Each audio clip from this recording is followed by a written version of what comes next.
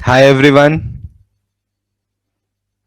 Hi everyone. A very good afternoon to all.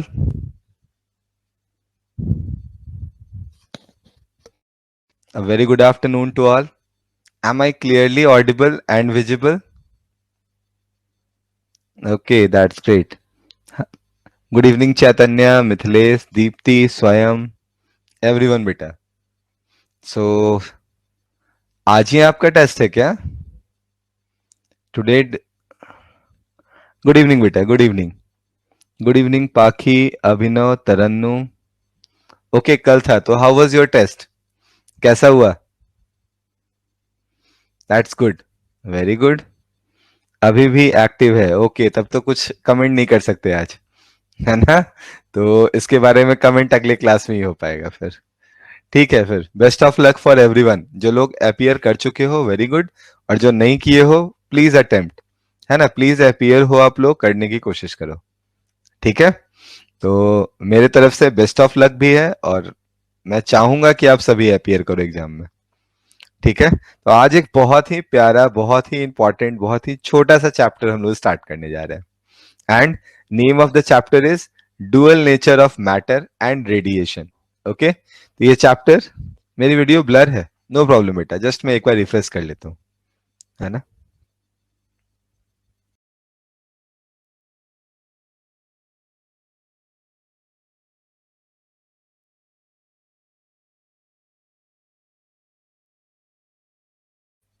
Okay, now it's fine, very good.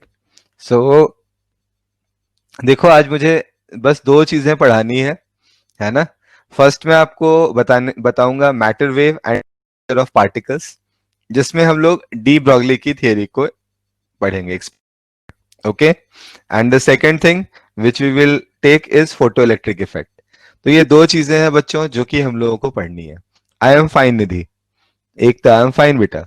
So now should we start. Start किया जाए अब, है ना? तो काफी कुछ पढ़ना है, तो थोड़ा जल्दी स्टार्ट करते हैं. और बहुत अच्छा टॉपिक है बेटा. आप समझ लो, दो क्वेश्चंस, एक लेक्चर, दो क्वेश्चन. ये तो मतलब मजा ही आ जाए ना.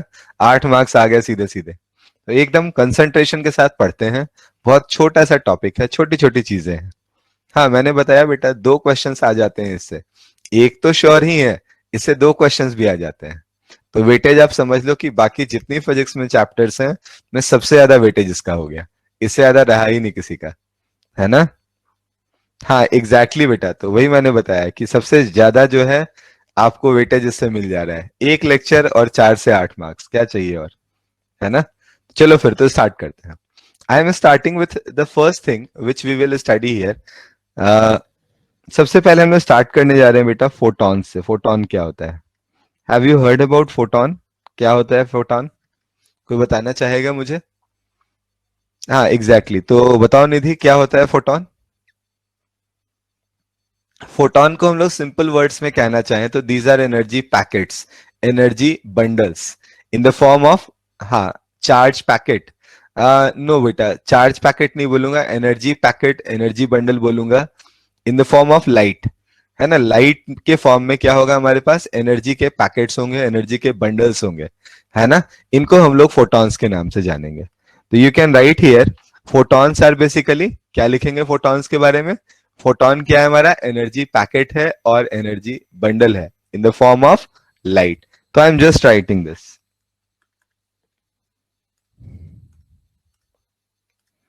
Energy packets, or you can say bundles,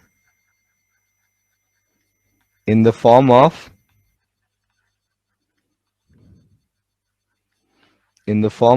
light.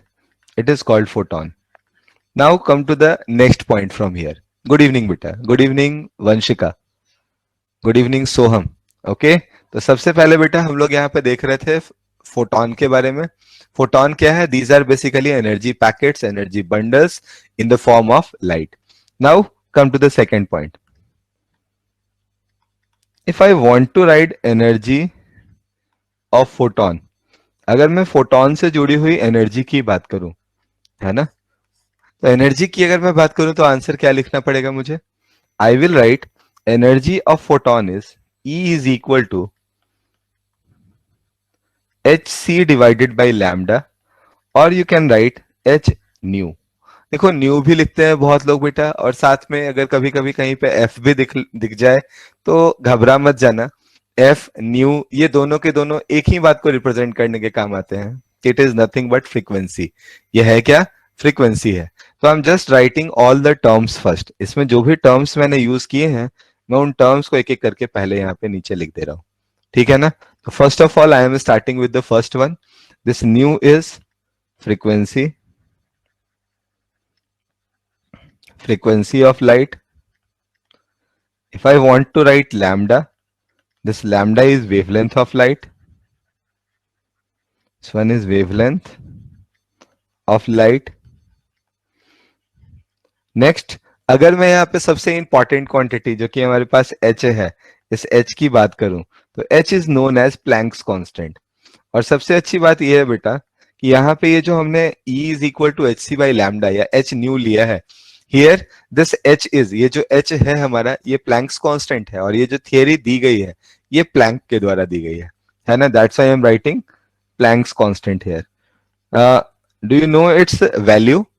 हाँ एग्जैक्टली, वेरी गुड मुदित. मेरे पूछने से पहले ही आंसर था आपकी तरफ से आया हुआ. बहुत अच्छे बेटा. It is 6.6 multiplied by 10 to the power -34, and I will right joule. साथ में क्या लिखना होगा सर? जूल से काम नहीं चलेगा, साथ में क्या लिखना होगा? Joule second. Okay, so I will write here joule second. तो this is our formula. Is it clear to you? हाँ बेटा, बहुत सिंपल वर्ड्स में मैंने आपको बताया. फोटोन क्या है? एनर्जी का पैकेट है, एनर्जी का बंडल है जो कि लाइट के फॉर्म में हम तक आ रहा है. मान लो ना कि हम लोग किसी पार्टी में गए और मुझे एक पैकेट दिया गया. ऐसे ही पैकेट्स बहुत सारे लोगों को दिए गए हैं. तो वो पैकेट क्या है? वो एनर्जी का पैकेट है. ऐसे पैकेट में क्या होता है? समोसा होती है, कुछ मिठाइयां होती हैं, थोड़ा बहुत स्नैक्स और भी होता है. यही होता है ना? तो यहाँ पे हमारे पैकेट में ये सारी चीजें नहीं है. पैकेट में क्या है? हमारे पास एनर्जी है सिंपली. Okay, that's fine. और वो पैकेट जब कभी भी जाएगा तो पूरा का पूरा पैकेट किसी एक को ही खाना पड़ेगा, है ना? ऐसा नहीं है कि शेयरिंग इज केयरिंग वहां पे काम आ जाएगा, एक दूसरे से मिल बांट के खा लेंगे. नहीं, अगर वो पैकेट मिलेगा तो हमेशा किसी एक पर्सन को मिलेगा and he has to consume that particular packet. क्या ये बात मेरी क्लियर हो गई?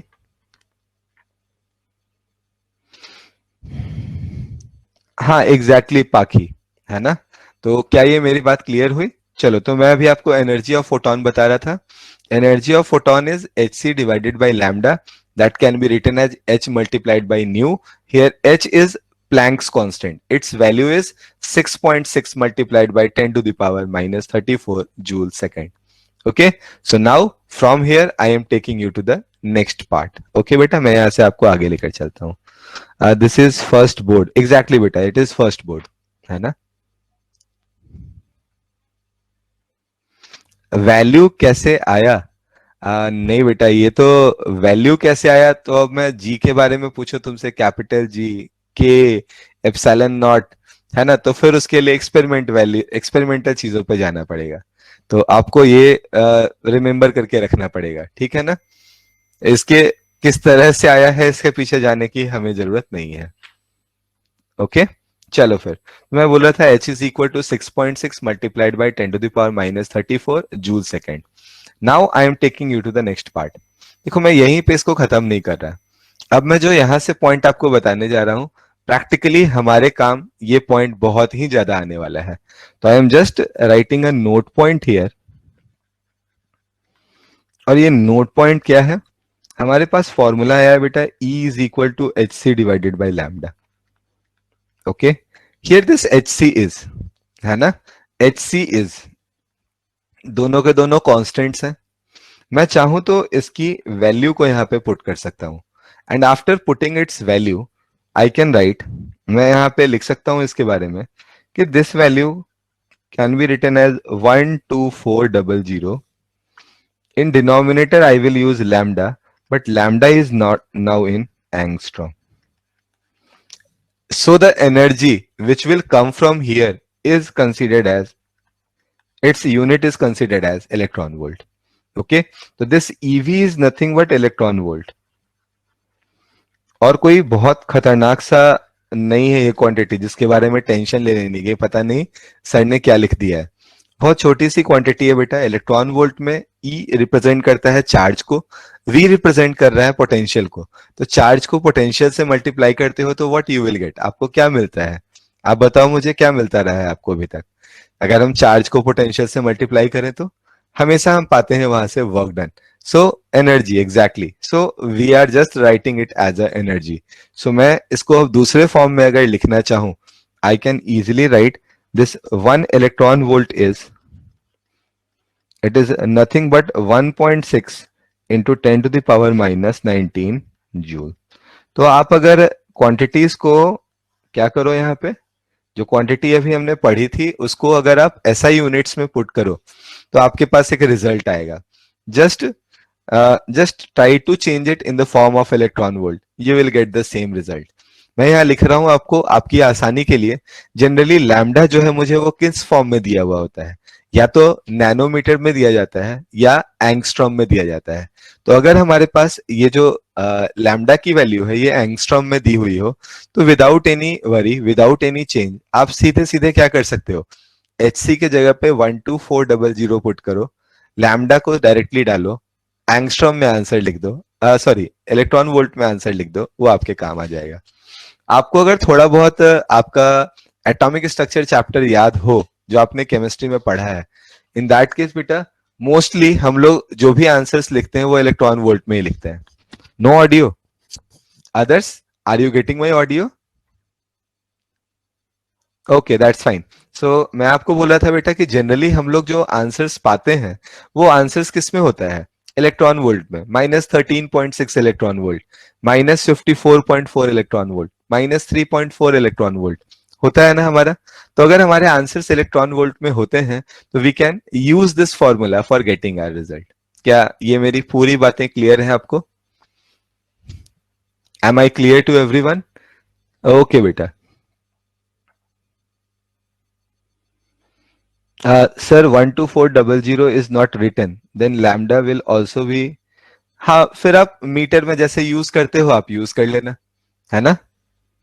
ओके मैं बस आपको ये बोल रहा था बेटा कि हम लोग जनरली अगर हम लोग एटॉमिक फिजिक्स की बात करें तो वहां पर जब हम लोग एनर्जीज को लेते हैं तो हम जूल से ज्यादा हम इलेक्ट्रॉन वोल्ट में प्रेफर करते हैं। और इलेक्ट्रॉन वोल्ट में प्रेफर करने के कारण हमारे लिए ये फॉर्मूला जो अभी मैंने लिखा है, the formula becomes more useful for you, ये आपके लिए ज्यादा यूजफुल बन जाता है। ठीक है ना? Done. So now I am taking you to the next part.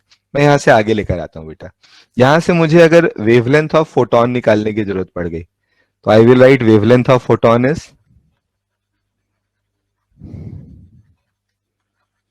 बस फॉर्मूले में थोड़ा सा क्या करना है, बस क्रॉस लेके चले जाना है, ई को नीचे लैम्डा को लेफ्ट हैंड साइड में लेके चले जाओ, है ना? नैनोमीटर, मैंने बोला लैम्डा जनरली मुझे नैनोमीटर या एंगस्ट्रॉम में दिया हुआ होता है, इससे ये फॉर्मूला हमारे लिए ज्यादा काम का है ना? तो मैं यहाँ पे लिखूंगा lambda is equal to h c divided by e, where e is in, अब ई को अभी हम लोग क्या करें बेटा, अगर यहाँ इलेक्ट्रॉन वोल्ट में पुट कर दे तो it is equal to 12400, e is in electron volt, और लैम्डा जो यहां से आंसर आएगा it is in angstrom. I hope this thing is also clear to you. So now come to the last point related with this topic. Okay, last जो हमारा point है वहां पे चले आते हैं, है ना? सबसे लास्ट टॉपिक जो है इसके बारे में थोड़ा सा ध्यान से सुनते हैं। ठीक है, हम लोग यहां लिखते हैं we know that energy according to equation of Planck can be written as h c by lambda. और एक और साइंटिस्ट हैं हमारे सर अल्बर्ट आइंस्टीन, उनके अकॉर्डिंग हमारा जो फॉर्मूला ई का होता है it is nothing but m c square. ये क्या है बेटा? M c square. This c will be cancel out by this c, हमारे ये जो दोनों सी हैं ये आपस में कैंसिल आउट हो गए।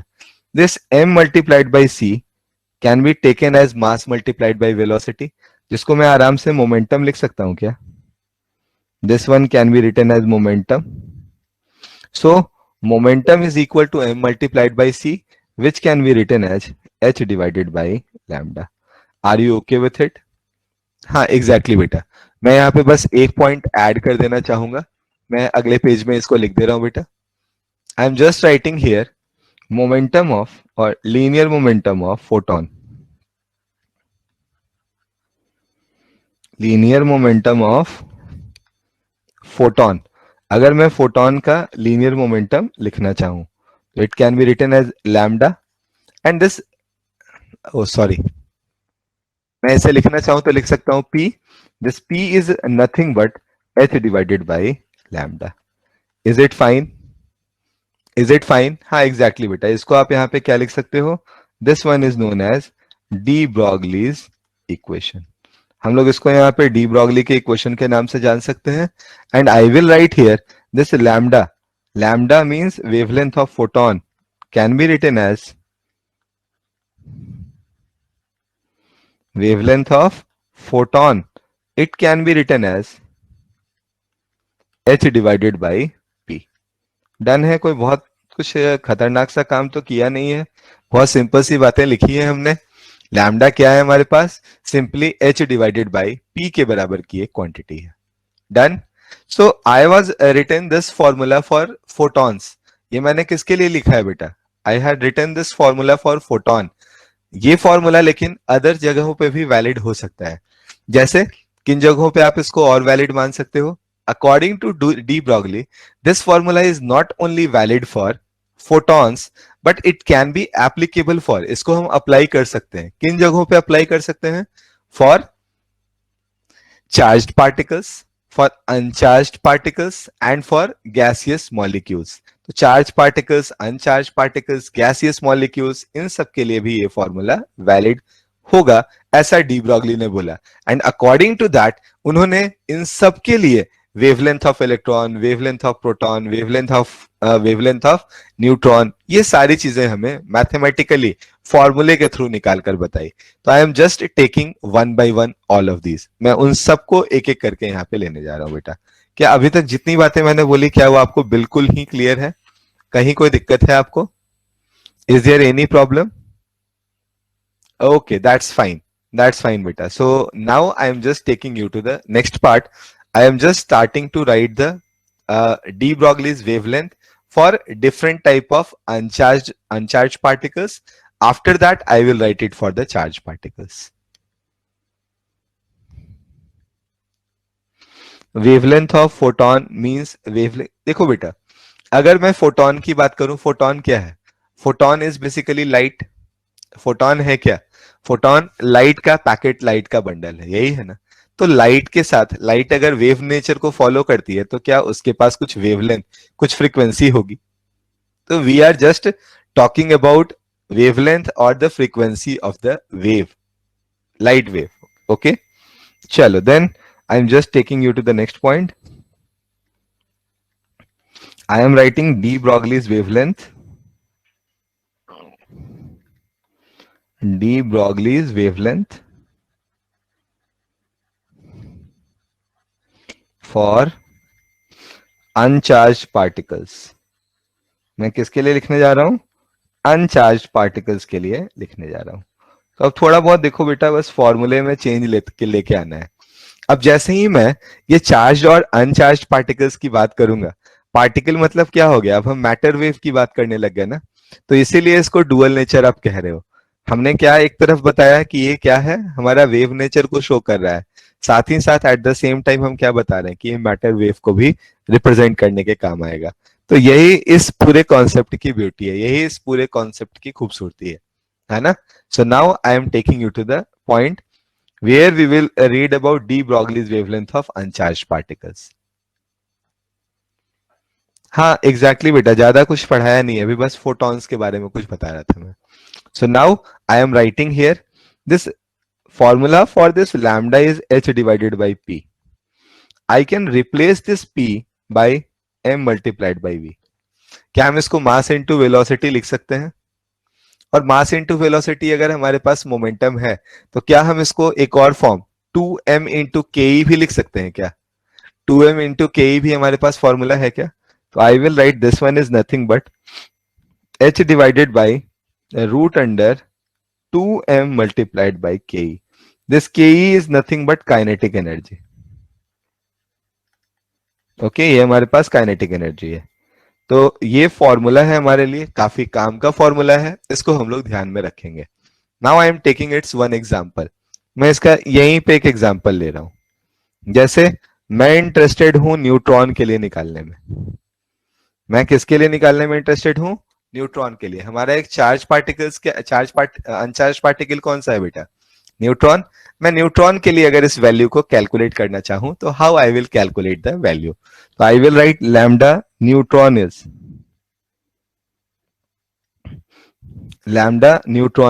क्या होना चाहिए बेटा? Lambda neutron. मैं यहाँ पे एच को तो नहीं चेंज कर सकता। मास के जगह पे, मास जो m लिखा हुआ है उसकी जगह पे मैं 1.67 इंटू 10⁻⁻27 kg यूज कर सकता हूं, है ना? एंड काइनेटिक एनर्जी जो मैं लिखूंगा it is also in the form of electron volt. तो अगर मैं इन वैल्यूज को इस तरह से अपने डिजायर्ड फॉर्म में पुट करता हूं यहाँ पे, तो I will get a result. मैं डायरेक्टली उस रिजल्ट को यहाँ पे कोट कर दे रहा हूं, मैं सीधे सीधे उसी को लिख दे रहा हूं, ठीक है ना? And it is equal to 0.286 divided by root under यहां पे हम लोग क्या लिख देंगे? Kinetic energy. Root under kinetic energy in electron volt. तो this will be the result. Sir once repeat. Okay Sanskriti, मैं दोबारा से बता देता हूं बेटा। देखो बच्चा, अगर मैं यहां पे बोलूं lambda is equal to h by p, ये तो अभी हमने जस्ट निकाला था। पी को क्या हम लोग मास इंटू वेलोसिटी लिख सकते हैं? Am I suppose to write mass into velocity? कोई दिक्कत नहीं।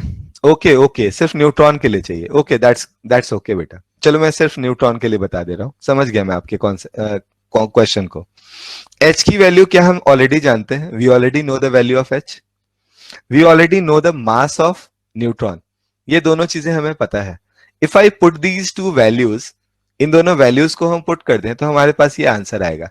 बट इस आंसर के साथ खासियत क्या है कि यहाँ जो काइनेटिक एनर्जी है it is in terms of electron volt. ये किसके टर्म्स में होंगी? इलेक्ट्रॉन वोल्ट के टर्म्स में होगी। Is it fine? क्या क्लियर है ये पॉइंट आपके दिमाग में? अब ठीक है? ओके बेटा। लैम्डा इज इन, हाँ ये तो बेटा हर जगह पे ये मुझे लिखना चाहिए था, sorry I miss that particular part. जो आंसर आएगा हमारा ये हमेशा एंगस्ट्रॉम में ही होगा। Thank you very much, otherwise मुझसे तो ये सही में छूट जाता है ना? ओके, दैट्स ग्रेट बेटा। So now I am taking you to the next part. From here, I am taking you to the next part. I am now calculating it for the charged particles. Charged particles like electron, proton, deuteron, then alpha particles. Such type of substances के लिए अब हम लोग इसको निकालने की कोशिश करते हैं। Okay? तो I am writing it for charged particles.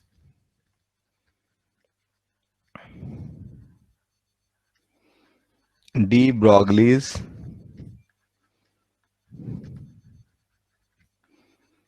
wavelength for charged particles.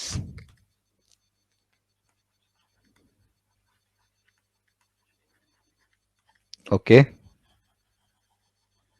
तो ध्यान से देखा जाए अब इस चार्ज पार्टिकल्स के वाले को, ठीक है ना? तो I am writing this lambda charge particle. अभी हमने क्या फॉर्मूला पढ़ा था? H divided by root under 2m into k, यही पढ़ा था ना? आप मुझे एक छोटी सी बात बताना बेटा, क्या मैं इस काइनेटिक एनर्जी को Q इंटू वी से रिप्रेजेंट कर सकता हूं? चार्ज मल्टीप्लाइड बाई पोटेंशियल से रिप्रेजेंट कर सकता हूं क्या? इजीली कर सकते हैं। तो I am just writing here this one is h divided by root under 2m into q v. अब आगे तो बस सिंपल सा कैलकुलेशन करना है। अब इसमें वैल्यूज पुट करते जाओ, आंसर निकालते चले जाओ। जैसे मैं यहाँ पे अगर सबसे पहला आंसर निकालना चाहूं, पहला एग्जांपल लूं फॉर प्रोटॉन, मैं प्रोटॉन से स्टार्ट कर रहा हूं। तो अगर मैं प्रोटॉन के लिए लिखता तो I will write lambda proton is equal to lambda proton is equal to 0.286। अभी देखो जस्ट सेम आंसर आपके पास कहीं पे आया था क्या ऐसा ही answer? Divided by V and it is in volt. ये किस में लिखा हुआ है? ये हमारा वोल्ट में लिखा हुआ है। हमारे पास सीधे सीधे ये आंसर निकल के चला आएगा। Is it fine? Is it fine? Okay बेटा, so now I am taking you to the next one. मैं यहां से आपको अगले पार्ट पे लेकर चलता हूं। अगला है हमारा, अगर मैं इसको फॉर इलेक्ट्रॉन निकालना चाहूं तो इलेक्ट्रॉन के लिए भी हम आंसर निकाल सकते हैं क्या? बोलोगे हाँ, आराम से निकाल सकते हैं, क्या ही दिक्कत है। बस छोटी सी एक प्रॉब्लम आती है बेटा, उस प्रॉब्लम को मैं थोड़ा आपके सामने डिस्कस कर लूं। ध्यान से सुन लेना बच्चों। ये जो मैं इलेक्ट्रॉन के लिए लिखने जा रहा हूं, इलेक्ट्रॉन के मास में फर्क होता है। अगर प्रोटॉन का मास देखा जाए, it is 1.6 into 10⁻⁻27 and the mass of electron is 9.1 into 10⁻⁻31। It means आप देख रहे हो ना, लगभग 10⁻² का फर्क आ जाने वाला है अगर मैं रूट के अंदर की क्वांटिटी की बात भी करूं तो, है ना, क्योंकि 10⁴ के आसपास का तो इन दोनों का रेशियो ही हो जाएगा। Is it okay? So now I am writing lambda electron is equal to, its value is equal to root under 150 divided by root V in volt। और इसको आप लिखना चाहो तो लिख सकते हो 112.29 divided by root v, here V is in volt. और आंसर जो आएगा, ये आंसर किस में रहेंगे हमेशा? The answers will be in angstrom. Done? लिख लो बेटा, कोई बात नहीं, है ना। अब मुझे याद है 12.29 तो मैंने लिख दिया है ना। आपको भी जो याद हो जाए अच्छी बात है। Is there any problem till now? Now should we move for the next one? देखो, इससे आगे जो हमारे पास ड्यूट्रॉन है और हमारे पास जो अल्फा पार्टिकल है, इन दोनों के लिए तो मैं रेशियो को भी यूज में लेकर आ सकता हूं। I can use the ratio. आप पूछोगे कैसे रेशियो में ला सकते हैं? देखो, मैं एक करके दिखाता हूं आपको, है ना। मैं एक एग्जाम्पल के थ्रू आपको ये करके दिखाता हूं। प्रीवियस पेज और प्रीवियस, बाकी इससे भी प्रीवियस। ओके,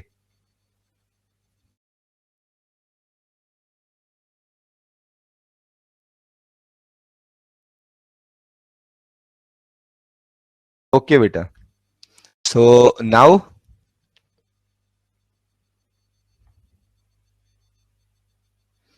हाँ, आपको अगर मैं बोलूं बच्चा, ध्यान से सुनना मेरी बात को। अगर अगर मैं सिंपल काइनेटिक एनर्जी को मैं मान के चलता हूं कि हमारे पास 2 इलेक्ट्रॉन वोल्ट है, तो मैं वहां पे 2 लिखता, और यहां पे मैंने उसको 2 वोल्ट के अक्रॉस रखा है, तो भी यहां पे मैं 2 ही लिखूंगा ना डिनोमिनेटर में। मास दोनों का सेम ही होता है, लैम्डा हमारे पास कांस्टेंट है ही, है ना। वाई, मैंने आपको बोला बेटा कि अगर हम यहाँ पे इस न्यूट्रॉन की बात करें, तो न्यूट्रॉन में यहाँ काइनेटिक एनर्जी लिखा हुआ है। इस काइनेटिक एनर्जी को अगर मुझे चार्ज के फॉर्म में लिखना होता तो मैं Q इंटू वी ही लिखता ना। और इस क्यू वी को हम लोग क्या लिखते हैं? Electron volt. देखो, यहाँ लिखा हुआ भी तो वही है ना। काइनेटिक एनर्जी को मैंने क्या लिखा है? Electron volt. अच्छा, मुझे लगा आपने पूछा वाई। ओके, चलो कोई नहीं, दैट्स गुड। मैं शायद कुछ बता रहा था, हाँ, मैं आपको रेशियो बता रहा था बेटा। तो मैं यहाँ पे अब रेशियो की बात करता हूं। Find ratio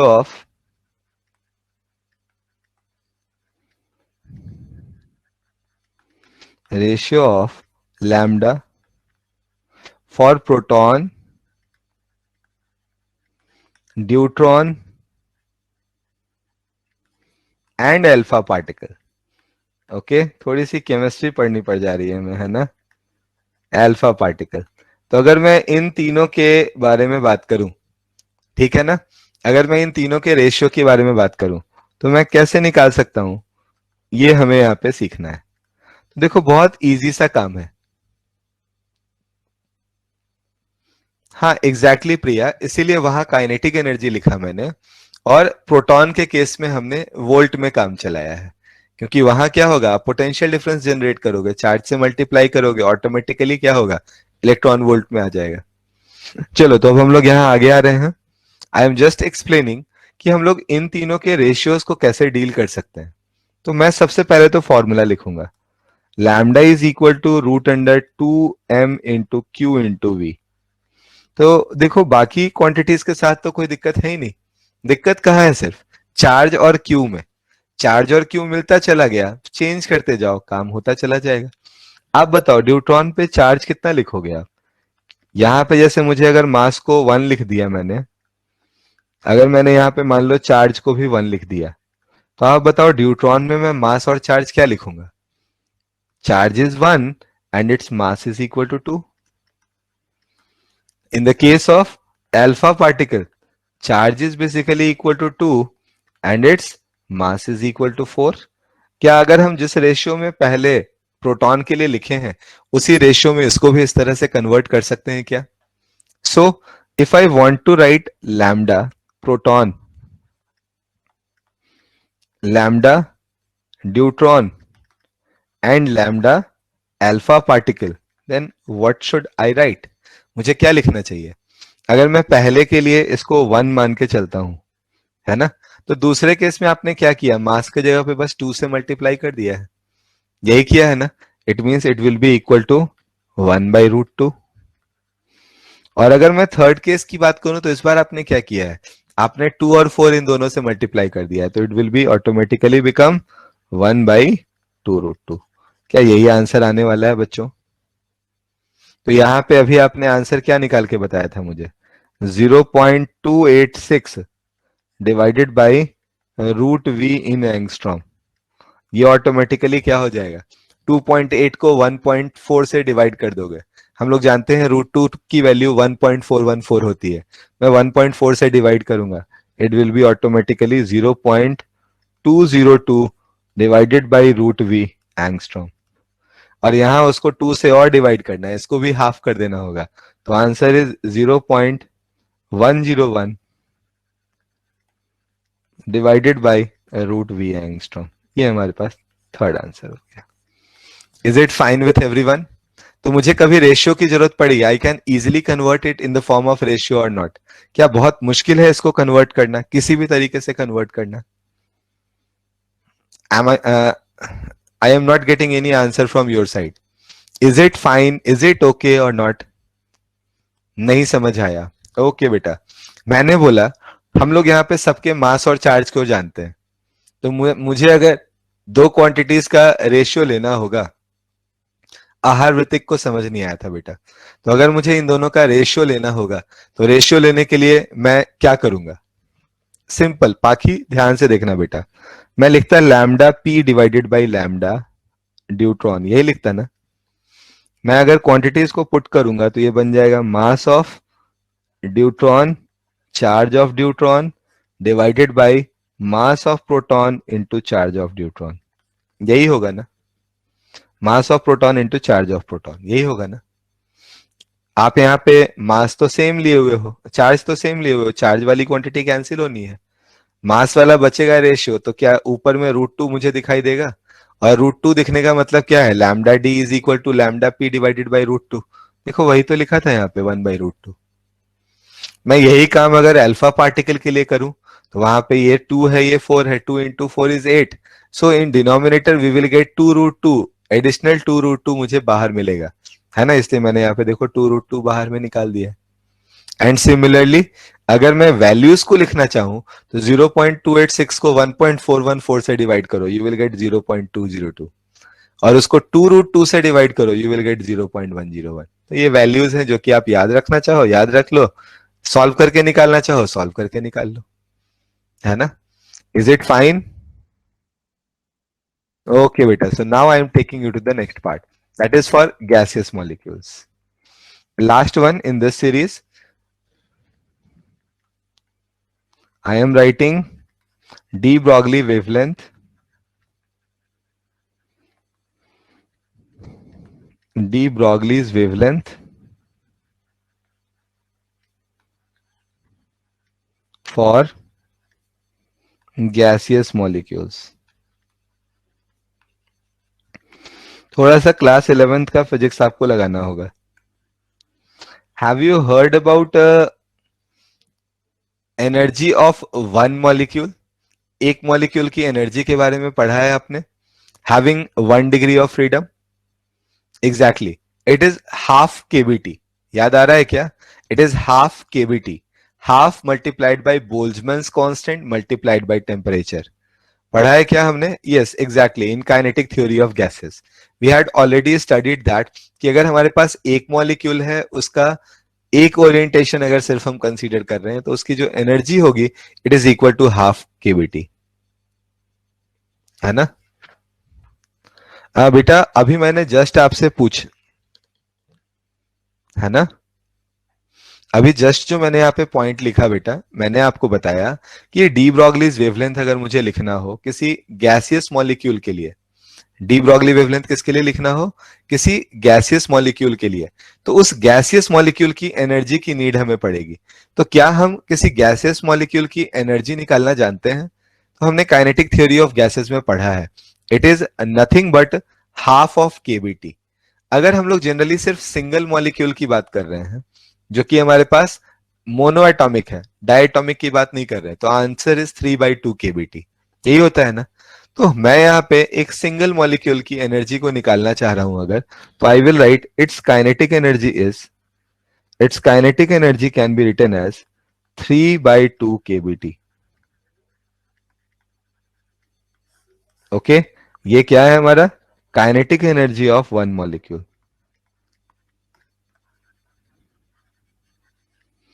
kinetic energy of one molecule, is it fine? Okay, so now what to do? I will write lambda. Lambda का फॉर्मूला क्या था हमारे पास? h divided by √2m into q v. हमारे पास क्या यही फॉर्मूला था लैम्डा का? मैं थोड़ा सा इसको और चेंज करना चाहता हूं, मैं क्यूवी की जगह पे यहाँ पे के ही लिखना चाहता हूं। क्या ये फॉर्मूला हमें याद था?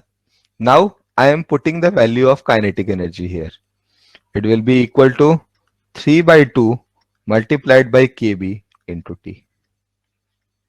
This 2 will be cancelled out and the formula becomes lambda is equal to h divided by root under 3m into kb multiplied by t. This will be the final result. Okay, and the answer is in angstrom. Hopefully my this point is clear to you. Okay, so यहाँ पे जो छोटी मोटी बातें हैं वो मैं लिख दे रहा हूं एक बार। मैं यहाँ पे सबसे पहले लिख दे रहा हूं kb क्या है हमारे पास? kb is nothing but Boltzmann's constant. This one is Boltzmann's constant. And this T is absolute temperature. What is absolute temperature? Temperature in the terms of Kelvin is called absolute temperature. है ना? तो हम लोग जो भी यहाँ पे temperature लिखेंगे वो सेल्सियस में मत लिख देना, you have to write it in the form of kelvin. तो होपफुली बच्चों ये पॉइंट भी आपको क्लियर हो गया होगा, है ना? तो ये फॉर्मूला है जो कि हम लोग याद रख सकते हैं, और देख रहे होगे आप जितने भी फॉर्मूले हमने निकाले, all the formulas will be was driven, कहां से ड्रिवन हो रहा था? सब जगह पे एक ही कॉन्सेप्ट लग रहा था, lambda is equal to h by p. यहीं से सब कुछ डेराइव हुआ है, नथिंग न्यू। तो कुछ भी और नया नहीं है, सिर्फ और सिर्फ एक ही चीज हमें ध्यान में रखनी है। बाकी छोटे से कन्वर्जेंस हैं, याद हो गए तो ठीक है, नहीं हुआ तो कन्वर्जेंस ध्यान में हम रख सकते हैं। Okay, so now I am taking you to the next part. Actually बेटा I am taking a question. अब मुझे ये ईयर याद नहीं है बेटा, किस ईयर का आया हुआ क्वेश्चन है, ठीक है ना? आई am just giving you the question. Find relation between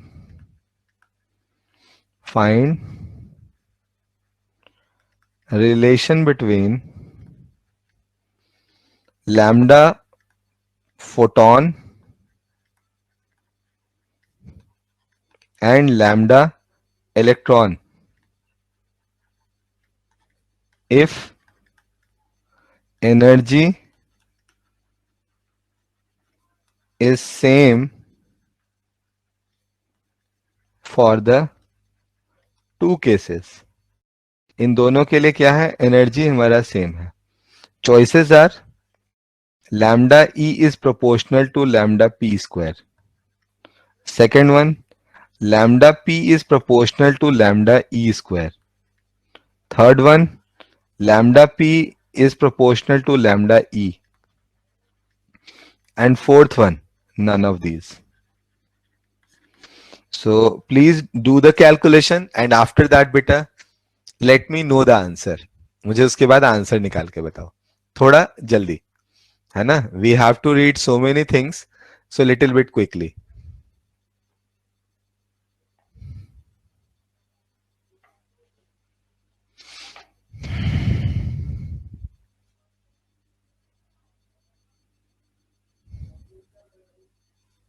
third, okay. Second, और कोई आंसर?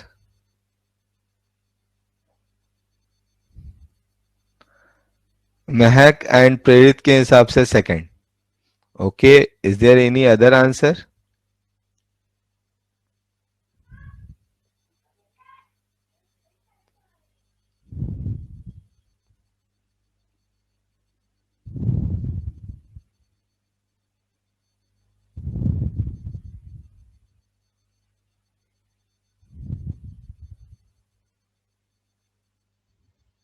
सभी का सेकंड आ रहा है. Very good. All the answers from your side is absolutely correct बेटा. ओके, जो सेकंड आंसर है आपका वो बिल्कुल सही है. तो मैं अब जल्दी से बेटा इसके बारे में बात कर लेते हैं, ठीक है ना? ध्यान से देख लेते हैं इसको.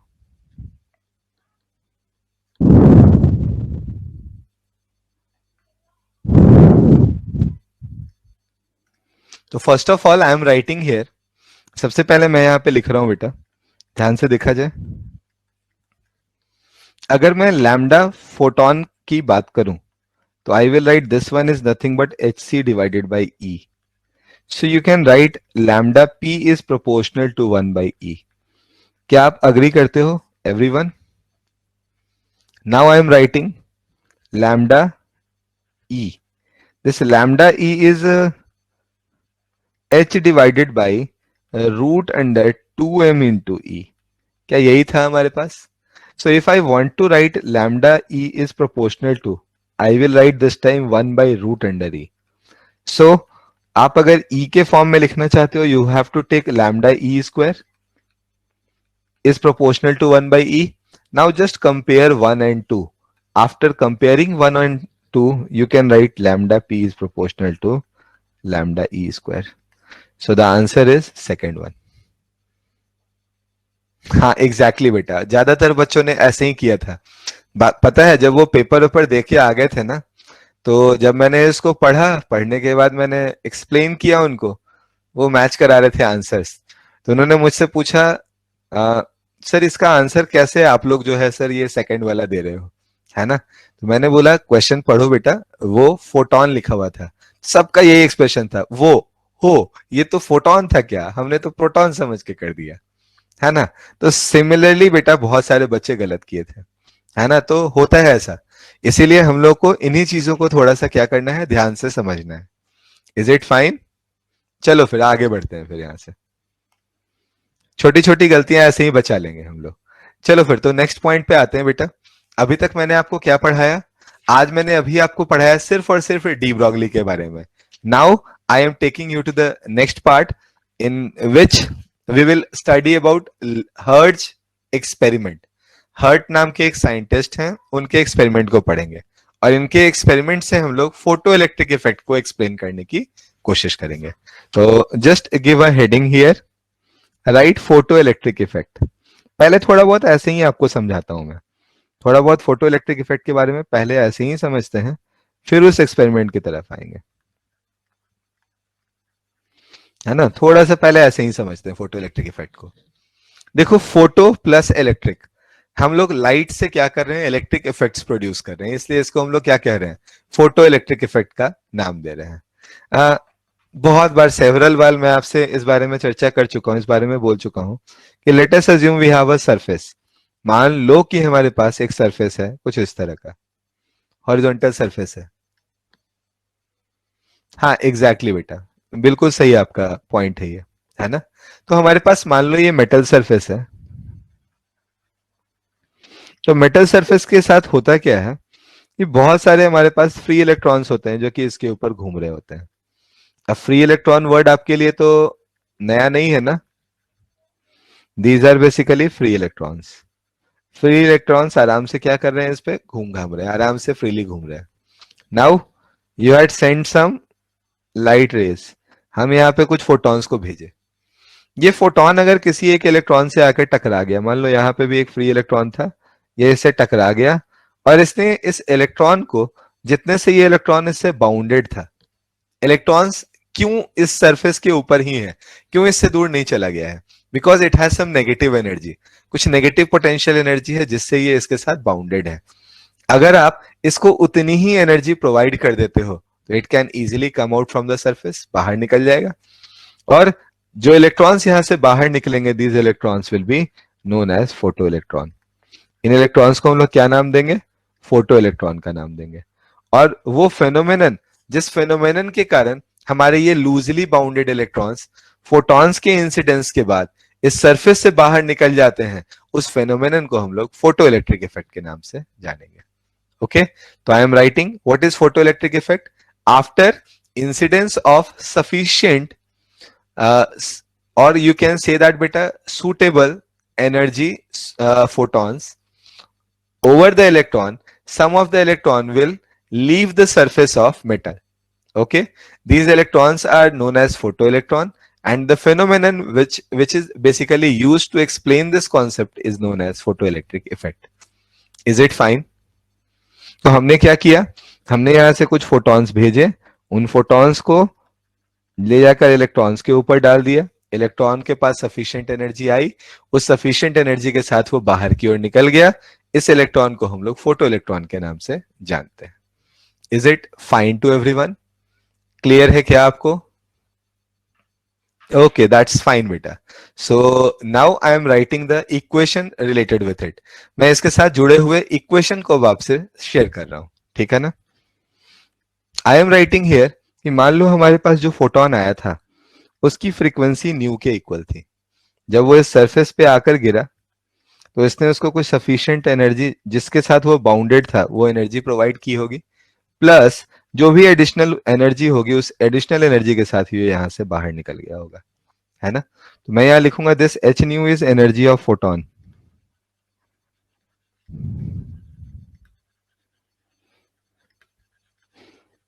दूसरा, ये जो फाइव मैंने लिखा है, this one is known as work function. ये कहलाता है हमारा वर्क फंक्शन.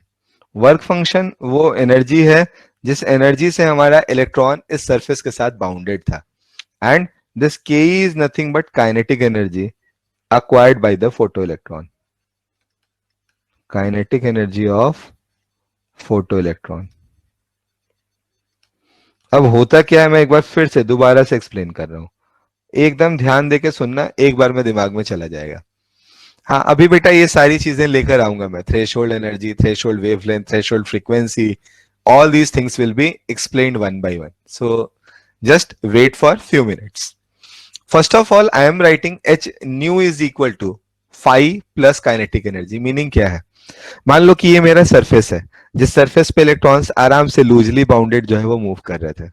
मैंने ऊपर से जो एनर्जी भेजी, ये भेज दी मैंने 200 जूल की, और ये बाउंडेड था इससे सिर्फ 40 जूल से. तो क्या होगा? 200 एनर्जी दी है इसको, सिर्फ 40 से ये बाउंडेड था, मतलब इसको सिर्फ 40 चाहिए था इस बॉन्ड को तोड़ने के लिए. 40 से ये बॉन्ड को तोड़ देगा और बाकी बचे हुए पैकेट से क्या होगा, ये बाहर की ओर भागेगा, किसी स्पीड से भागेगा जिसको हम लोग 160 जूल कहेंगे.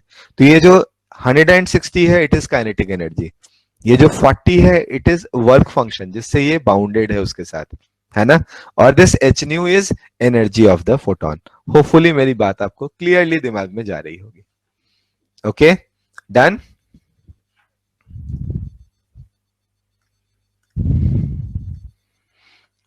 ये हमारे पास इसका फॉर्मूला है, ध्यान से इसको हम लोग दिमाग में बिठा कर रखेंगे.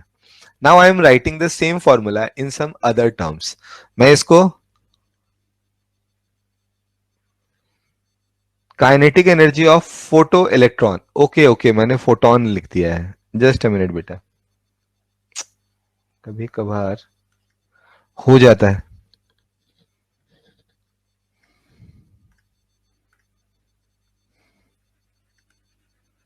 Photo electron. Okay, done.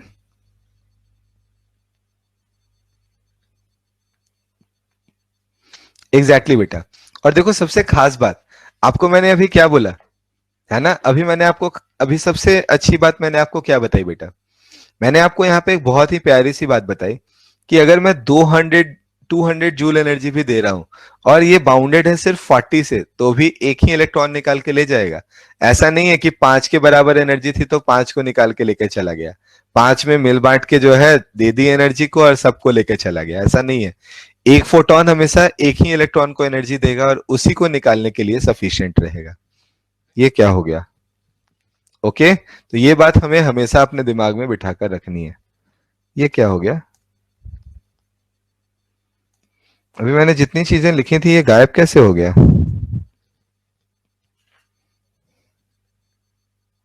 अच्छा अच्छा, ऊपर हो गया। ओके ओके, आप लोग स्क्रॉल करके देख पा रहे हो उसको?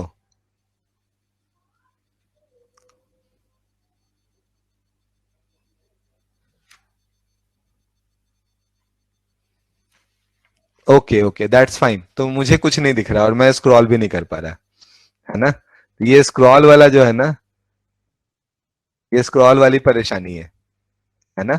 Refresh sir.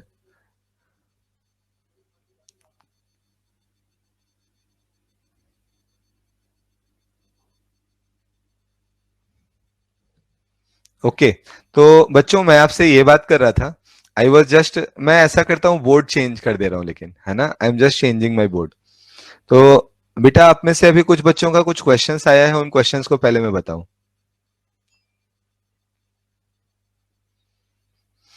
आप, प्रिया बेटा, आप लगता है मेरी क्लास को कॉन्सियसली अटेंड नहीं करते हो, आप डांट खाने का क्या काम करते हो।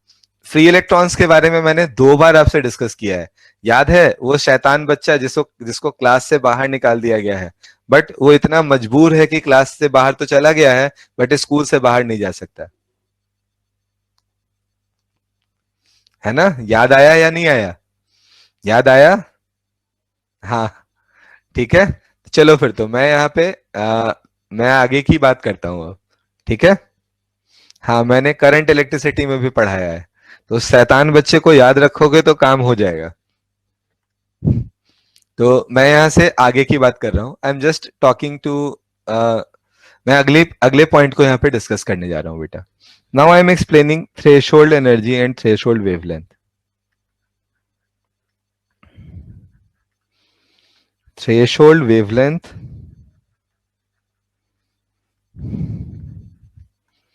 एंड थ्रेशोल्ड फ्रीक्वेंसी, है ना, इन दोनों टर्म्स को मैं एक एक करके आपके सामने एक्सप्लेन करता हूँ। मैं एक्चुअल में ये पिछला वाला जो फॉर्मूला था ना, उसको एक और फॉर्म में लिखना चाह रहा था। Kinetic energy of photo electron, kinetic energy of photo electron को कैसे डिफाइन करेंगे? डिफाइन करने का क्या है बेटा, अभी आपने काइनेटिक एनर्जी फोटोन की निकाली तो थी, ई नहीं आया था आपका, lambda is equal to h divided by root under 2m into k, आया था ना। वही काइनेटिक एनर्जी क्या है आपका, उस फोटोन की एनर्जी है, काइनेटिक एनर्जी है। ओके, चलो, तो मैं अब आपसे आगे की बात कर रहा था, ध्यान से देखते हैं। थ्रेशोल्ड वेवलेंथ और थ्रेशोल्ड फ्रीक्वेंसी की बात करते हैं। तो first of all I am writing here h nu is equal to phi plus k E max. ऐसा ही था ना, आप चाहो तो यहाँ पे के ई मैक्स भी लिख सकते हो, इसको मैक्सिमम एनर्जी भी बोल सकते हैं। इससे ज्यादा काइनेटिक एनर्जी ये नहीं ले सकता, है ना। जो भी इससे निकल कर आएगा काइनेटिक एनर्जी, वो इसकी मैक्सिमम काइनेटिक एनर्जी होगी। यहाँ पे मैं अगर इफ के ई मैक्स इज इक्वल टू 0, अगर मैं सिर्फ इतनी ही सफिशिएंट एनर्जी इसको प्रोवाइड करूं जिससे हमारा इलेक्ट्रॉन जो हो वो जस्ट इस सरफेस को लीव कर पाए, तो वैसे समय में जो फ्रीक्वेंसी उसे सप्लाई की जाती है ना, ये जो हमारे पास एच न्यू है, इस न्यू को हम लोग यहाँ पे न्यू नॉट के नाम से जानने लगते हैं, and this nu naught can be written as threshold frequency. ये क्या है हमारे पास बेटा? This one is known as threshold frequency. तो it is the minimum frequency required for the photoelectric effect is called threshold frequency। ये वो minimum frequency है जो कि फोटो इलेक्ट्रिक इफेक्ट को कराने के लिए वहां पे नेसेसरी है। अगर इतनी एनर्जी आप उसे नहीं दोगे तो it will not come out, the electron will not come out, है ना। तो इस एनर्जी को हम क्या कहते हैं, थ्रेशोल्ड फ्रीक्वेंसी के नाम से जानते हैं। So now you can modify your formula. अब आप अपने फॉर्मूले को मॉडिफाई कर सकते हो। You can write h nu is equal to h nu not plus kinetic energy. Is it fine?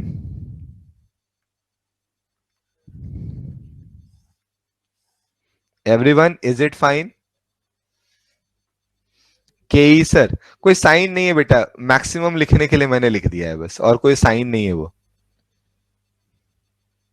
हाँ एग्जैक्टली बेटा, अगर हम लोग यहाँ पे कह रहे हैं, हम लोग अगर यहाँ पे बेटा के ई को जीरो कर रहे हैं, तो हमारा जो न्यू होगा उसी को हम न्यू नॉट कहेंगे, और उस न्यू नॉट को नेम क्या देंगे हम लोग, थ्रेशोल्ड फ्रीक्वेंसी का नाम देंगे। Is it fine? हाँ एग्जैक्टली बेटा। So now come to the next one. I am just taking you to the next one. In the right hand side, I am explaining threshold wavelength.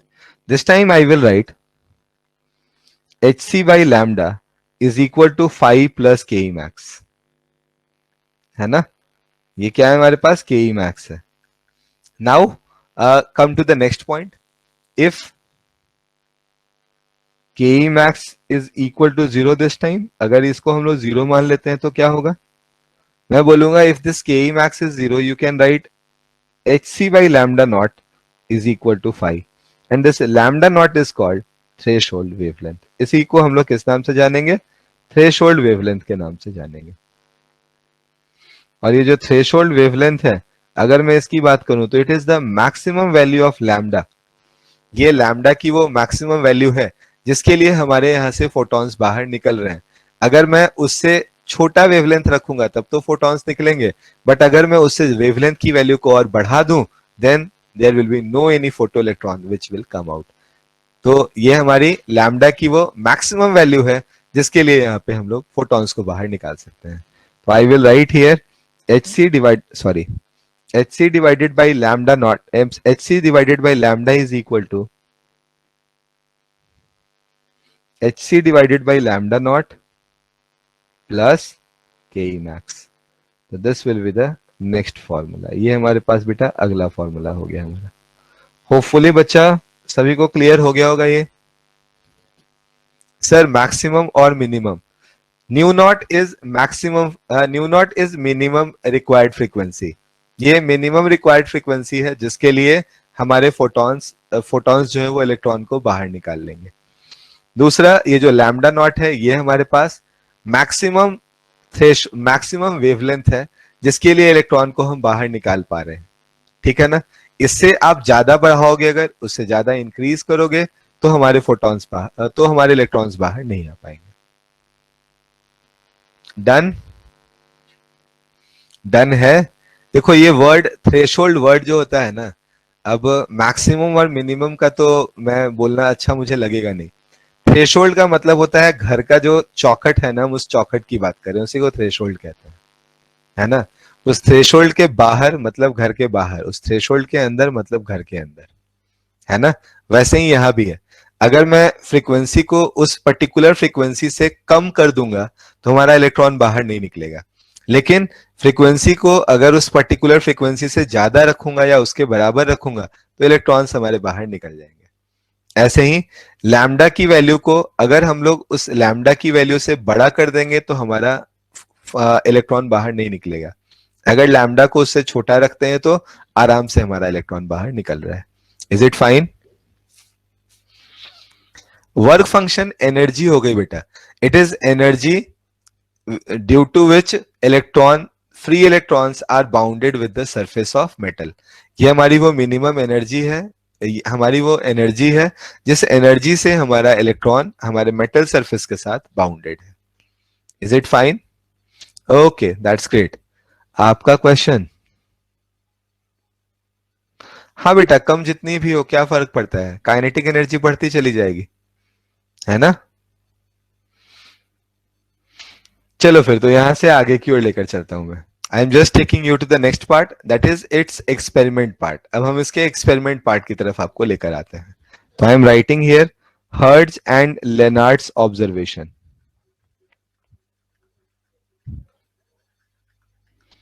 Hertz and Lenard's observation.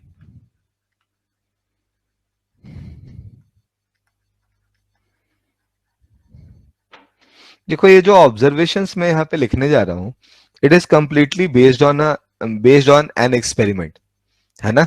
हम लोग एक experiment के बारे में जो है यहाँ पे बात करेंगे, और उस एक्सपेरिमेंट से हम क्वेश्चंस को डील करने की कोशिश करेंगे। सर वर्क फंक्शन को थ्रेशोल्ड बोल सकते हैं? क्यों बोलना है जब उसके लिए एक नाम है ही तो। अब तुझे पाखी भी बोले, तुझे को प्रिया भी बोले, अच्छा लगेगा? क्यों परेशान हो रही है तीन चार नाम रखने के लिए, है ना। एक क्वेश्चन काफी है, एक एक नाम काफी है ना। तो हम लोग एक नाम से ध्यान में रखते हैं उसे, वर्क वर्क फंक्शन, है ना।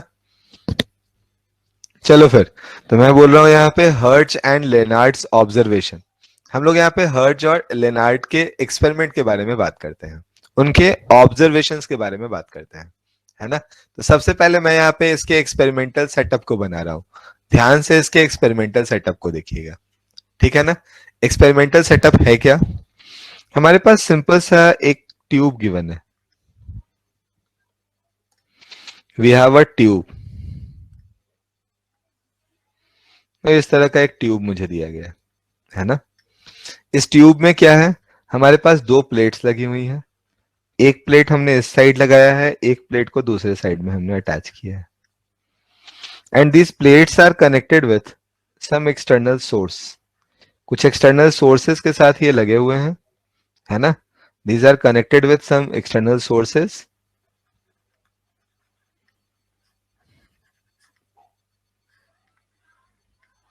मान लो ये हमारे पास positive terminal of the battery है, ये हमारे पास नेगेटिव टर्मिनल है। अब देखो यहां से हम लोग क्या क्या ऑब्जर्वेशंस कर सकते हैं, उनको एक एक करके देखते हैं। सबसे पहले बेटा यहाँ पे हमारे पास दो प्लेट्स हैं। तो फर्स्ट प्लेट जिसके ऊपर हमारी लाइट रेज इंसिडेंट करेंगी और जिसके कारण यहां से इलेक्ट्रॉन्स हमारे बाहर निकलेंगे, है ना। इस प्लेट को हम लोग यहाँ पे इमिटर प्लेट के नाम से जानेंगे। This one is known as emitter plate. And the second one on which the electrons will be collected, this one is basically known as collector plate। जहां पे कलेक्ट हुआ उसको क्या नाम दे दिया, कलेक्टर प्लेट का। ओके, अब अगर इस प्लेट से इस प्लेट की तरफ हमारी इलेक्ट्रॉन्स जा रही हैं, तो क्या इनके मूवमेंट के कारण एक करंट प्रोड्यूस होगा क्या? That particular current is known as photo current. तो यहाँ पे जो ये तो हमारे फोटो इलेक्ट्रॉन्स हैं, और इन फोटो इलेक्ट्रॉन्स के कारण जो करंट हमारे पास प्रोड्यूस होगा,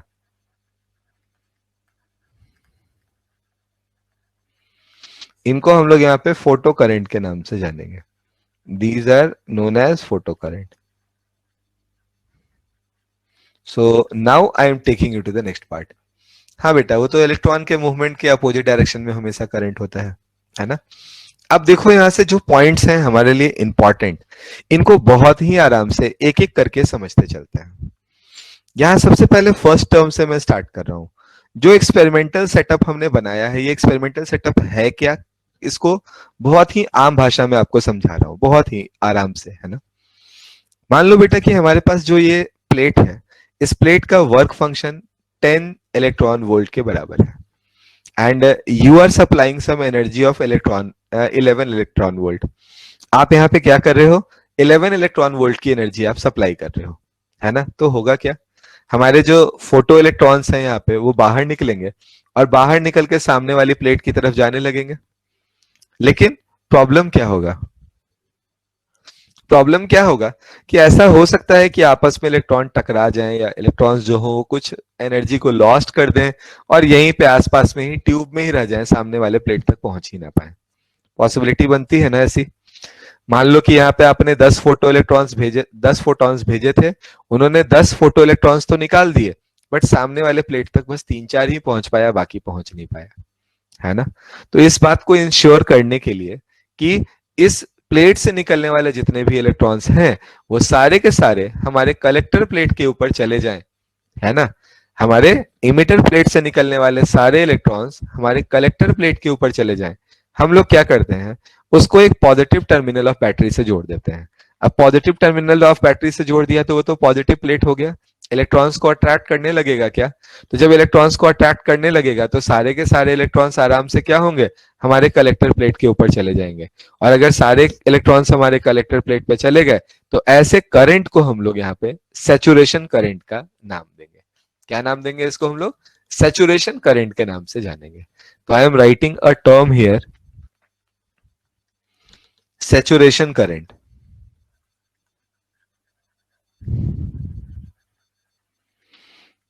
सैचुरेशन करंट, सैचुरेशन करंट क्या है? It is maximum value of photo current,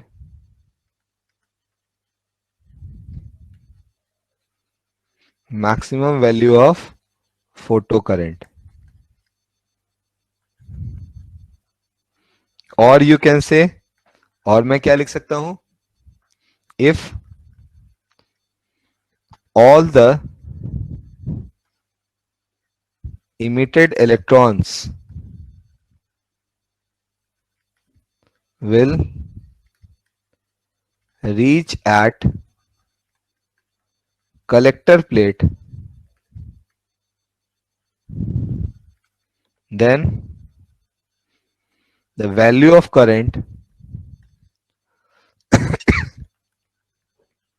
the value of photocurrent is called saturation current.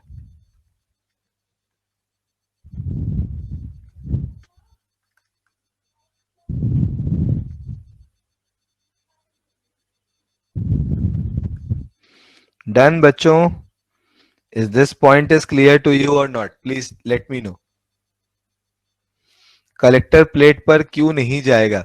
मैंने आपको बोला बेटा कि कुछ हो सकता है टकरा के रुक जाए, इतनी एनर्जी ना मिले कि सामने ही जाए।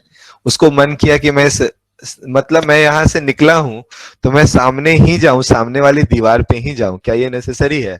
मेरा मन हो गया मैं साइड वाले वॉल पे आराम करना चाहता हूं, रुक सकता हूं ना, है ना? तो बहुत सिंपल सी बात है कि इलेक्ट्रॉन्स के लिए कोई डायरेक्शन थोड़ी ना डिसाइडेड है अभी, वो तो निकली है, वो कहीं भी जा सकती है। मैं चाहता हूं कि उनको डायरेक्शनल बना दूं, मैं चाहता हूं कि सबके सबको कहां लेके जाऊं, कलेक्टर प्लेट पे लेके जाऊं।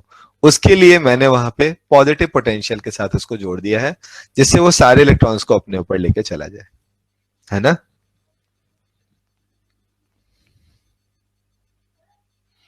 एग्जैक्टली बेटा, पॉजिटिव प्लेट से कनेक्ट करने का मतलब हुआ आपने कुछ पॉजिटिव पोटेंशियल दे दिया, आपने वहां पे कुछ क्या किया, पॉजिटिव पोटेंशियल बना दिया, है ना, जिससे वो सारे के सारे नेगेटिव वाले चार्ज को अपनी तरफ अट्रैक्ट कर सके। ठीक है, तो जितने भी नेगेटिव चार्ज प्रोड्यूस हुए हैं वहां पे वो सबके सब क्या करेंगे, उस कलेक्टर प्लेट पे चले जाएंगे। उस समय जो करंट प्रोड्यूस होगा it is called saturation current. Now I am writing other things, please इन सबको बहुत ध्यान से सुनना, बहुत इंपॉर्टेंट है बेटा, तो इनको थोड़ा सा ध्यान से सुनेंगे हम लोग। मैं यहाँ पे बोल रहा हूँ बेटा, I am just writing here, है ना, मैं यहाँ लिख रहा हूं कि दिस फोटो करंट, ये जो फोटो करंट है हमारा या सैचुरेशन करंट है हमारा, सैचुरेशन करंट डिपेंड्स ऑन, किस पे डिपेंड करेगा बेटा, कोई बताओगे क्या? Depends on intensity of light. आप बोलोगे क्यों भाई, इंटेंसिटी पे कैसे डिपेंड कर रहा है? तो मैं इसका सिंपल सा लॉजिक आपको दूंगा। मान लो मैंने 10 फोटॉन्स भेजे हैं तो 10 ही इलेक्ट्रॉन निकलेंगे ना, 10 फोटॉन्स भेजे हैं तो 10 ही इलेक्ट्रॉन्स निकलेंगे ना। मैं कितना भी पोटेंशियल सामने वाले प्लेट पे रख दूं, सामने कितना भी पोटेंशियल रख दूं, लेकिन क्या 10 के जगह 20 जाना शुरू हो जाएगा क्या? Answer is no. सो ये जो सैचुरेशन करंट है इट्स वैल्यू डिपेंड्स ऑन, किस बात पे डिपेंड करता है कि हमारी इंटेंसिटी ऑफ लाइट कितनी है, आपने कितने फोटॉन्स वहां पे भेजे हैं। जितने फोटॉन्स आप भेजोगे उतने ही इलेक्ट्रॉन्स को वो निकाल पाएगा, और उतने इलेक्ट्रॉन्स को अगर आपने इंश्योर कर लिया कि सामने वाले प्लेट पे जा रहा है तो we can say that this type of current is called saturation current. ये हमारा एक्सपेरिमेंट का पहला पार्ट था। उन्होंने क्या किया, उन्होंने हमारे प्लेट के पोलरिटी को चेंज कर दिया, प्लेट की पोलरिटी को बदल दिया। पहले जो कि हमारे पॉजिटिव टर्मिनल के साथ जुड़ा हुआ था उन्होंने उसको नेगेटिव टर्मिनल के साथ जोड़ दिया। अब क्या होगा, अब सामने वाला प्लेट बोलेगा नहीं भाई अब तो मैं तुझे आने नहीं दूंगा, मैं तुझे रिपेल करूंगा।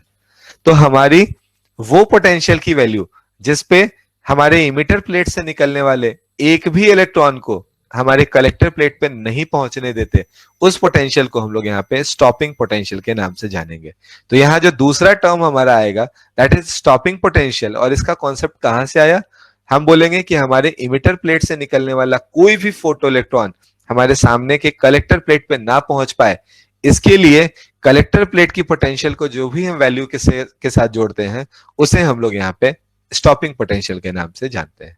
तो the second one is, second main concept is stopping potential. क्या होता है मैं आपको एक्सप्लेन कर चुका हूं, मैं उसके बातों को, मैं उसके डायग्राम को यहाँ पे रिप्रेजेंट कर दे रहा हूं, ठीक है ना।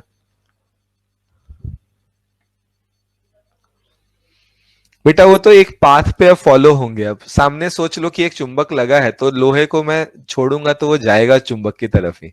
बहुत सिंपल सी लॉजिक है ये तो, है ना।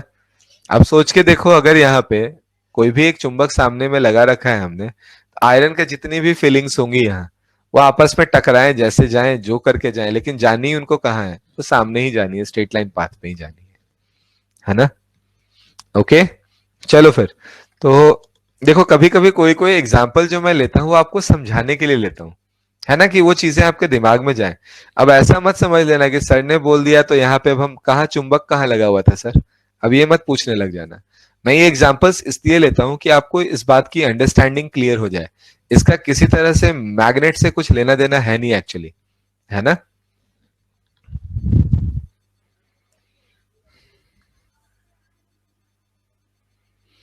हमारे पास ये जो सेटअप था, इस सेटअप के बारे में मैं फिर से यहाँ पे बात कर रहा हूँ। हमने क्या किया इस बार, हमारे पास ये इमिटर प्लेट था, ये कलेक्टर प्लेट था। I just attached this emitter plate with positive terminal now and the collector plate with negative terminal of the battery. अब जब इसके ऊपर अब फोटॉन्स इंसिडेंट होंगी, ये फोटॉन्स इलेक्ट्रॉन को बाहर निकालेंगे, बट एक्सपेरिमेंट का मोटिव क्या है? मोटिव ये है सिंपली बेटा, ये बताना चाहते हैं कि हम लोग यहाँ पे इंटेंसिटी से, इंटेंसिटी को वेरी करा के क्या चेंज कर सकते हैं, हम यहाँ पे एनर्जी को वेरी करा के क्या चेंज कर सकते हैं, और इन सब से हमारे सामने क्या रिजल्ट आएगा।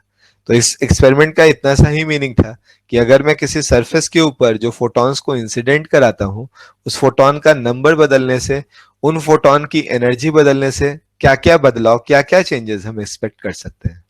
Okay, so now the second one is basically, here I am sending some photon and due to these photons electrons are just coming out from it, है ना, यहां से बाहर निकल रही है। लेकिन एज आई टोल्ड यू, यहाँ पे ये नेगेटिव वाला जो प्लेट है, ये तो इसे रिपेल कर रहा होगा ना, और रिपेल करेगा तो क्या ये इलेक्ट्रॉन सामने वाले प्लेट तक जा पाएंगे? Answer is no. हाँ, कुछ बलवान होंगे जो कि पहुंच जाएंगे। मान लो कि मेरे पास 10 जूल की एनर्जी है और सामने रोकने वाला सिर्फ 4 जूल लगा सकता है, तो मैं उससे लड़के चला जाऊंगा। लेकिन अगर सामने वाला भी 10 जूल से मुझे रोकने की कैपेबिलिटी रखता है, तो क्या मैं पहुंच पाऊंगा? Answer is no. तो हम लोग थोड़े बहुत फोटॉन्स को पहले थोड़े बहुत फोटो इलेक्ट्रॉन्स को पहुंचा सकते थे, बट जब सामने वाला भी सफिशिएंट एनर्जी वाला हो गया, मेरी मैक्सिमम एनर्जी को भी रोकने में एबल हो गया, तो उसके बाद उससे छोटी एनर्जीज को तो वो अपने आप रोक देगा ना। तो हमारे पास एक ऐसा पोटेंशियल, नहीं बेटा, इट डिपेंड्स ऑन एनर्जी। थोड़ा रुक जा, होल्ड ऑन, आने दे मुझे वहां तक, है ना। मैंने मान लो बेटा यहाँ पे फोटॉन्स भेजे हैं, फोटो इलेक्ट्रॉन यहाँ से निकला है ना। फोटो इलेक्ट्रॉन को मुझे होल्ड कर लेना है, तो I will write this time, this potential is called stopping potential. इस पोटेंशियल का नाम हम लोग क्या देते हैं यहाँ पे? Stopping potential.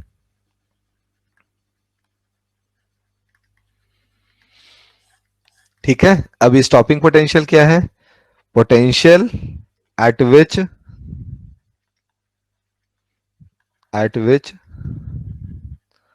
none of the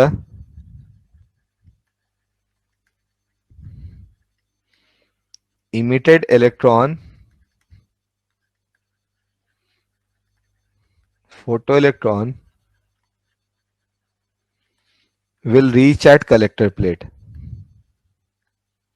reach at collector plate। Okay, तो अब इसको डिसाइड कैसे करोगे? इसकी वैल्यू को निकालोगे कैसे? तो आई विल राइट, पहले तो मैं ऐसे ही लिख देता हूं इसको, के ई मैक्स होगा क्या, this K E max is nothing but e multiplied by V. जितनी काइनेटिक एनर्जी से आ रहा होगा उतने के बराबर क्या करो, अपोज कर दो, वो रुक जाएगा। आपने मान लो जो एनर्जी दी थी इलेक्ट्रॉन को फोटोन के फॉर्म में, इट इज 20 इलेक्ट्रॉन वोल्ट, और वहां पे जो हमारा वर्क फंक्शन था इट इज 10 इलेक्ट्रॉन वोल्ट। तो क्या होगा, 10 इलेक्ट्रॉन वोल्ट से हमारा इलेक्ट्रॉन सामने वाली प्लेट पे जाने लगेगा क्या? और सामने वाला भी 10 वोल्ट का है, वो उसे होल्ड कर दे रहा है, तो क्या वो उस इलेक्ट्रॉन को सामने पहुंचने देगा? Answer is no. अगर मैं 20 की जगह 18 वोल्ट 18 इलेक्ट्रॉन वोल्ट की ही एनर्जी दिए हुए होता, वैसे केस में सिर्फ 8 इलेक्ट्रॉन वोल्ट से हमारा इलेक्ट्रॉन सामने वाली प्लेट तक जा रहा होता, तो 8 वोल्ट की बैटरी लगा के ही हम उसे रोक सकते थे। तो मैं यहाँ पे एक ऐसी वोल्टेज की बैटरी लगाना चाहता हूं जो कि सामने से आने वाले हर इलेक्ट्रॉन को रोक दे। और हर इलेक्ट्रॉन को रोकने का मतलब हुआ, जो भी इलेक्ट्रॉन मैक्सिमम काइनेटिक एनर्जी लेकर आ रहा होगा उसको अगर आप रोक दोगे तो बाकी तो अपने आप रुक ही जाएगा। तो रोकने के लिए जो एनर्जी हम लिख रहे हैं उसको क्या लिखेंगे, charge multiplied by potential and it is equal to kinetic energy maximum. Just इस पॉइंट को याद रखो, अपने आप काम हो जाएगा। बेटा इतना कनेक्शन लॉस्ट होगा तो कैसे चलेगा? Oh no, and we have only 3 minutes time. चलो मैं एक्सप्लेन कर दे रहा हूं दोबारा, है ना? चलो फिर ध्यान से देखो बेटा, मुझे रिपीट करना पड़ रहा है बट समझ लो, इससे दिक्कत हो जाती है बेटा। अगर लॉस्ट हुआ कनेक्शन तो हैव सम पेशेंस, थोड़ा सा पेशेंस रखो फिर, है ना?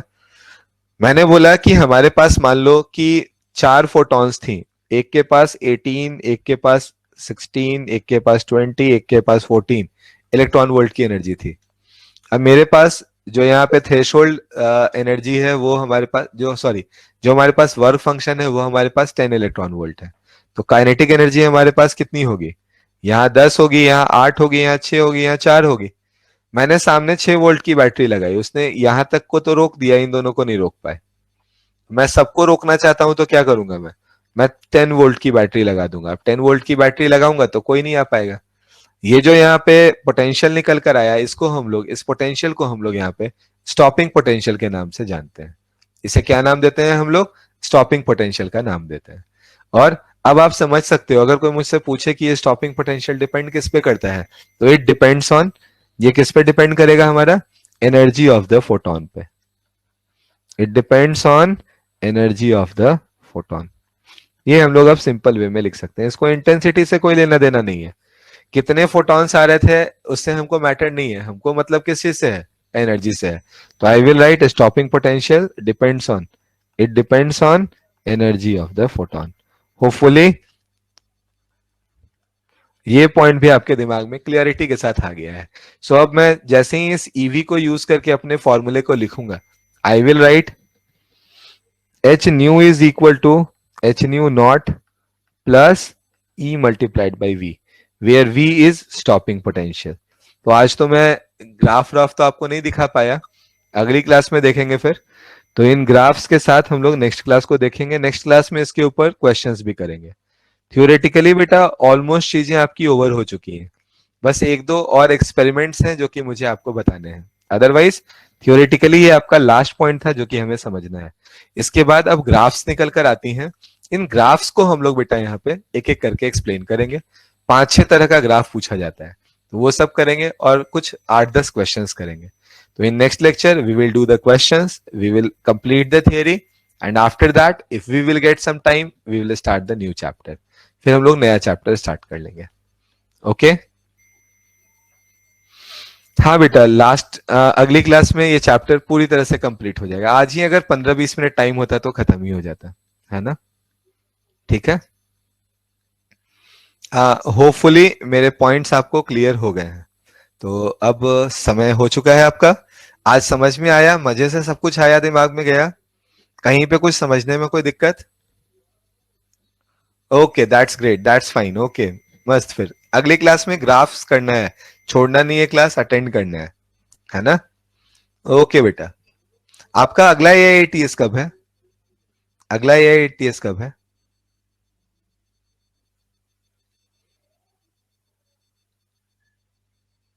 हाँ बेटा लिख सकते हो, 6 दिसंबर को, तब तक सिलेबस कंप्लीट करना है। ओके बेटा, ठीक है।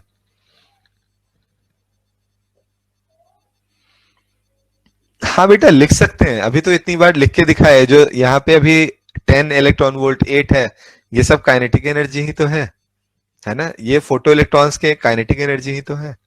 चलो फिर bye bye, good day, take care everyone.